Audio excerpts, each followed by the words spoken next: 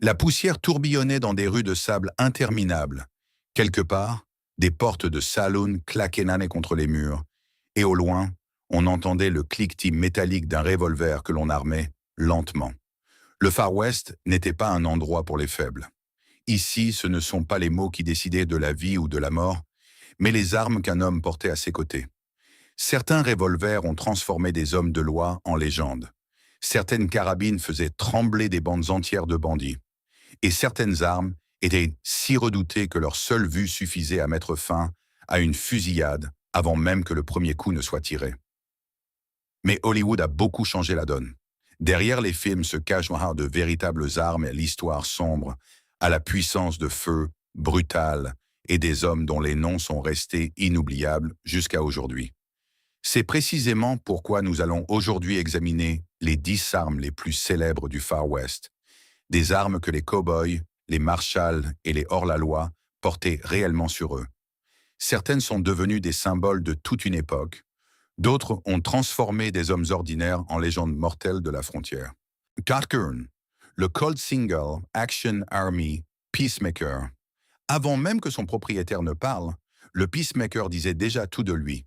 Dans le Far West, ce revolver était synonyme de pouvoir, de respect et souvent de peur.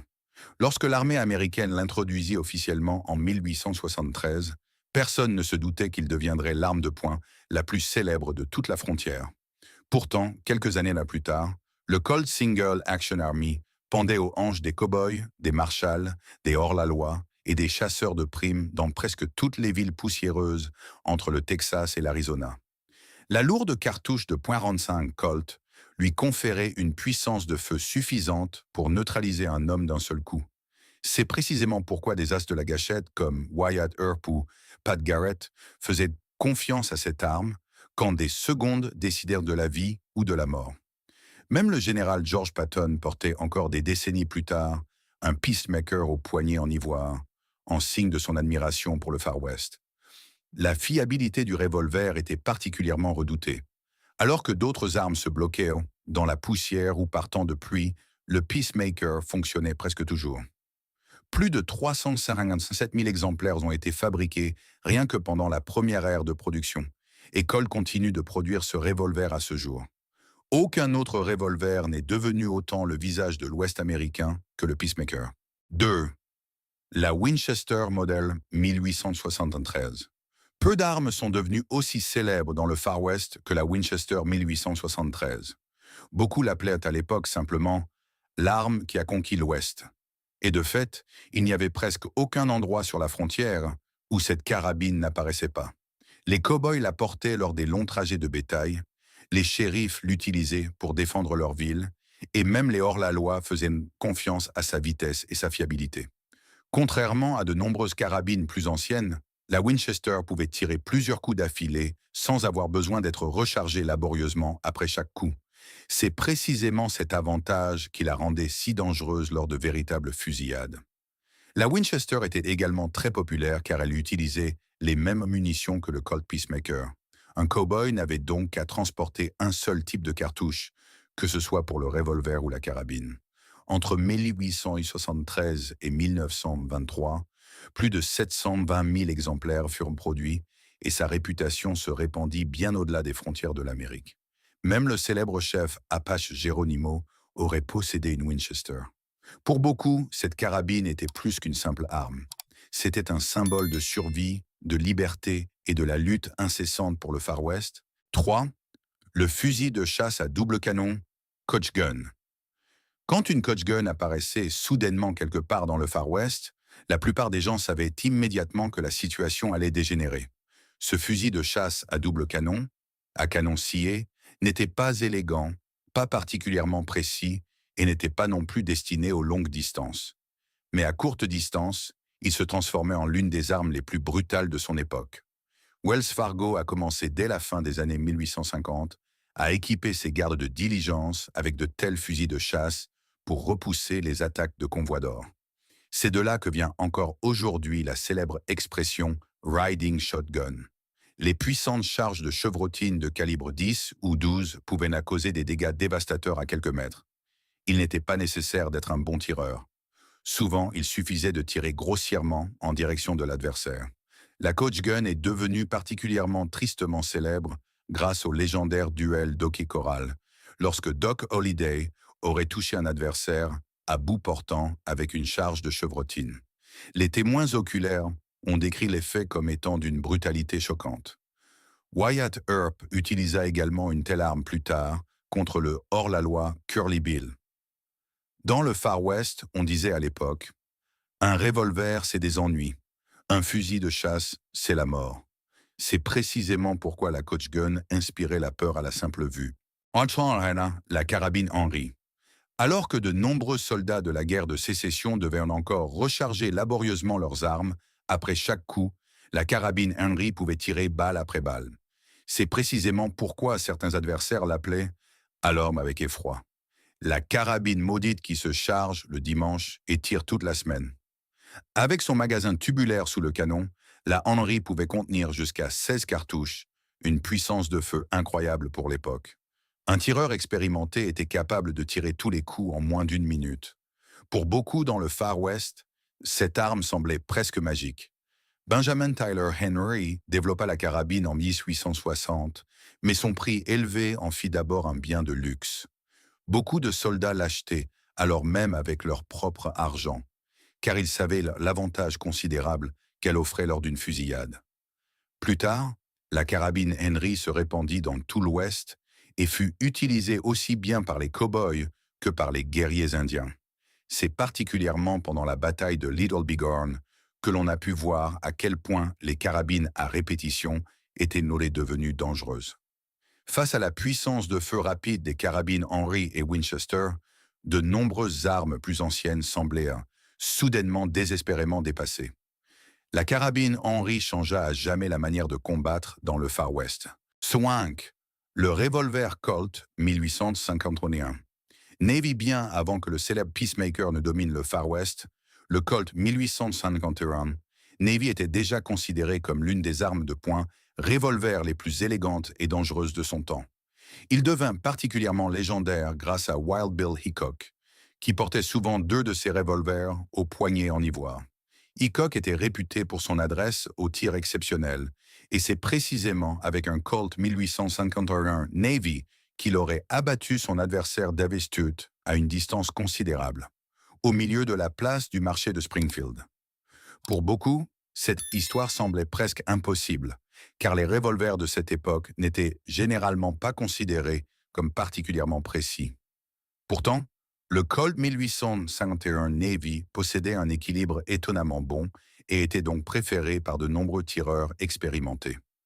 Plus de 250 000 exemplaires furent produits entre 1850 et 1873, ce qui permit au revolver de se répandre rapidement dans tout l'Ouest. Des noms célèbres comme Doc Holliday ou Buffalo Bill Cody auraient également porté cette arme. Bien que le revolver fût plus petit que les modèles .45 ultérieurs, il possédait néanmoins suffisamment de puissance de feu pour décider d'un combat en quelques secondes. Entre les mains d'un as de la gâchette expérimenté, le Colt 1851, Navy pouvait être plus mortel que de nombreuses armes plus grandes. C'est précisément pourquoi il devint pour de nombreux cow-boys le symbole de la précision, de l'élégance et de la tranquillité mortelle au milieu du chaos du Far West. Sat 6. La carabine Sharps 1874. Dans le Far West, il y avait des carabines pour les combats ordinaires, et puis il y avait la Sharps 1874. Cette arme lourde et imposante devint une légende parmi les chasseurs de bisons et les tireurs d'élite, car elle pouvait atteindre des cibles à des distances qui semblaient alors presque impossibles. Alors que de nombreux revolvers n'étaient vraiment dangereux qu'à courte distance, la carabine Sharps pouvait encore être mortelle à des centaines de mètres. Certains modèles tiraient des calibres énormes comme le 45-70 ou le 30-50-90, assez puissants pour abattre un bison adulte d'un seul coup. C'est précisément pourquoi les chasseurs de bisons professionnels utilisèrent cette arme lors des grandes chasses dans les plaines américaines. La carabine Sharps devint particulièrement célèbre grâce à Billy Dixon lors de la deuxième bataille d'Adobe Walls en 1874. Là, Dixon aurait touché un guerrier à une distance de près d'1,5 km. Même à l'époque, beaucoup de gens avaient du mal à croire qu'un tel tir était possible. La Sharps était lourde, lente à recharger et non conçue pour les fusillades rapides. Mais si un tireur avait le temps de viser calmement, cette arme devenait un cauchemar à distance extrême. Pour beaucoup, la carabine Sharps symbolisait la précision froide et la dureté impitoyable du Far West. 7. Le revolver Colt 1860 Army. Le Colt 660. Army était le mélange parfait de puissance, de poids et de fiabilité. C'est précisément pourquoi ce revolver est devenu l'une des armes les plus populaires du Far West après la guerre de sécession. Comparé au revolver Dragoon, plus ancien et plus lourd, le Colt 1860 était beaucoup plus agréable à porter, sans pour autant sacrifier une véritable puissance de feu. Avec son calibre .44, il possédait une force suffisante pour neutraliser un adversaire à courte distance. Pendant la guerre de sécession, l'Union en acheta plus de 127 000 exemplaires, plus que n'importe quelle autre arme de poing de l'époque. Après la fin de la guerre, d'innombrables de ces revolvers migrèrent vers l'Ouest et se retrouvèrent aux hanches des cow-boys, des Texas Rangers et des hors-la-loi notoires. Des noms comme Jesse James ou John Wesley Hardin étaient souvent associés au Colt 1860 Army. Bien que le revolver fonctionnait à l'origine avec des amorces et à percussion, de nombreux propriétaires firent plus tard modifier leurs armes pour utiliser des cartouches métalliques modernes afin qu'elles puissent continuer à être utilisées. C'est précisément cette adaptabilité qui maintint le Colt Puissance 60 en service pendant de nombreuses années. Pour beaucoup d'hommes de la frontière, ce revolver n'était pas un objet de luxe, mais un outil quotidien pour survivre dans un monde dangereux et imprévisible. Jan 8. Le Smith & Wesson modèle. 3. Schofield. Alors que de nombreux as de la gâchette devaient encore charger leurs cartouches une par une dans leurs armes, le Smith & Wesson Schofield apporta quelque chose de totalement nouveau dans le Far West. La vitesse. C'est précisément ce qui rendit ce revolver si populaire auprès des soldats, des marshals et des hors-la-loi. Grâce à son système dit « top break », le tireur pouvait simplement ouvrir l'arme vers le haut, ce qui éjectait simultanément toutes les douilles vides. En quelques secondes, le revolver pouvait être entièrement rechargé. Lors de véritables fusillades, cet avantage pouvait décider de la vie ou de la mort. Le revolver fut adopté par l'armée américaine en 1875 et tirait la puissante cartouche .45 Schofield. Des personnalités célèbres comme Jesse James, Virgil Earp ou Buffalo Bill Cody auraient rapporté cette arme. Même Wells Fargo acheta plus tard de nombreux revolvers Schofield pour ses agents. Mais bien que l'arme fût rapide et moderne, elle présentait un problème majeur. Le barillet avait été conçu pour des cartouches plus courtes, ce qui empêchait d'y insérer les cartouches standards plus longues du revolver Colt. Ce désordre de munitions fit finalement que le Colt Peacemaker fut préféré militairement. Malgré cela, le Schofield resta pour beaucoup l'une des armes de poing revolver les plus élégantes et les plus rapides de toute la frontière. 9. Le Derringer. Toutes les armes redoutées du Far West n'étaient en là pas grandes ou bruyantes.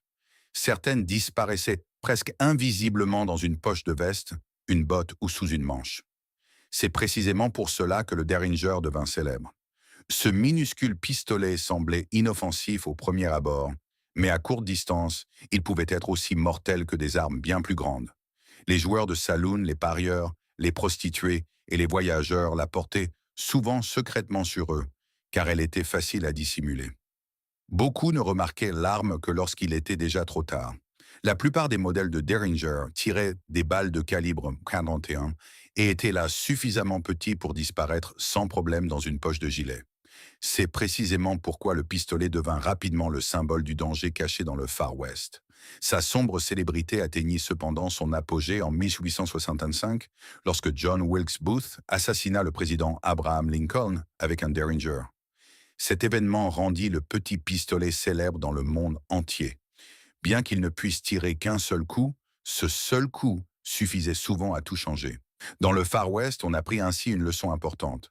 Ce n'était pas la taille d'une arme qui décidait de son danger, mais le moment où elle était tirée. Nassini, le Colt Walker, 1847. Bien avant que le célèbre Peacemaker ne conquiert le Far West, le Colt Walker 1847 semait déjà la peur et l'émerveillement. Ce revolver colossal était plus grand, plus lourd et plus puissant que presque toutes les autres armes de poing de son époque. Il fut développé en collaboration avec l'officier des Texas Rangers, Samuel Walker, qui désirait une arme possédant une puissance de feu suffisante pour arrêter un cheval d'un seul coup. Colt exauça précisément ce vœu. Le revolver tirait d'énormes balles de calibre 44 avec une charge de poudre qui semblait alors presque incroyable. Sa puissance de perforation était si élevée que le Colt Walker fut considéré pendant de nombreuses décennies comme le revolver à poudre noire le plus puissant produit en série au monde. Mais cette force énorme entraîna aussi des problèmes. Certains barilets ne supportaient pas la pression et explosaient pendant le tir. Certains propriétaires furent gravement blessés. Malgré cela, la réputation de cette arme se répandit rapidement dans tout l'Ouest. Le capitaine Samuel Walker lui-même porta 2 de ses revolvers au combat, avant de tomber la même année où son arme fut fabriquée. Seulement environ 1100 exemplaires furent jamais fabriqués. C'est pourquoi les Colt Walker originaux comptent aujourd'hui parmi les revolvers les plus précieux de l'histoire américaine. Pour beaucoup, le Colt Walker n'était pas simplement une arme. C'était un symbole monstrueux de violence brute à une époque où la puissance de feu était souvent plus importante que la sécurité. Le Far West était un monde rempli de dangers, de poussière et de légendes mortelles. Ces armes décidèrent du pouvoir, de la survie et de la gloire sur la frontière. Du Peacemaker à la Winchester, chacune écrivit sa propre histoire et rendit les cow-boys, les marchands et les hors-la-loi immortels. Et même aujourd'hui, la légende du Far West perdure.